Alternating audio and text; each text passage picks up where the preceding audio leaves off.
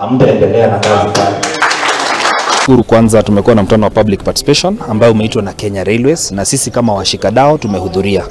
Number 1, tunataka tushirikiane na wao, kazi yao iwe rahisi, lakini mwananchi wa Kajiado North awe kwa faida, kwa sababu hii reli iko na faida nyingi. Kuna mambo ya kusupply materials, mambo ya wafanyikazi, tunataka ifaidi watu wa Kajiado Kaskazini. Nataka pia nimewapea ilani kwa sababu Kenya Railways hawana shida, wameleta contractor. Contractor wao ni lazima afanye kazi kulingana na vile watu chini wanasema.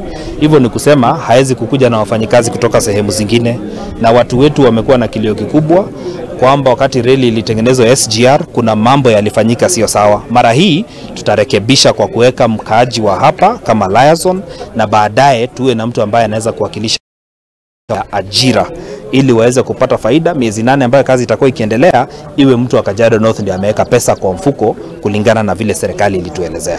Nafikiri pia nikimalizia, tumesema sisi tunataka miradi ambayo itafanyika, tutawaomba kwa heshima waweze pia kurudisha kwa community kwa kutupatia miradi ambayo itasukuma siku zingine. Nitaongelea the transport industry zenye zimekuwa affected na hii railway yenye inakuja hapa.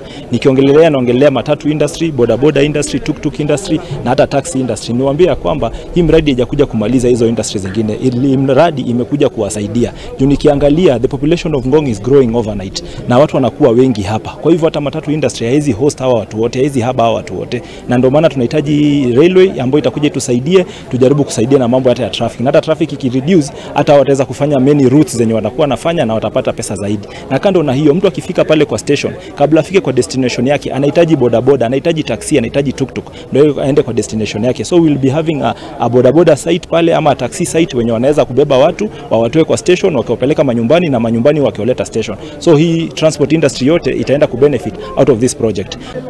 Tumekuwa tumengojea hizi miradi na tunafurahia kwamba serikali imetuchagua kuwa wa kwanza kati ya miradi ambazo zimefunguka na hii serikali mpya hapa Ngong.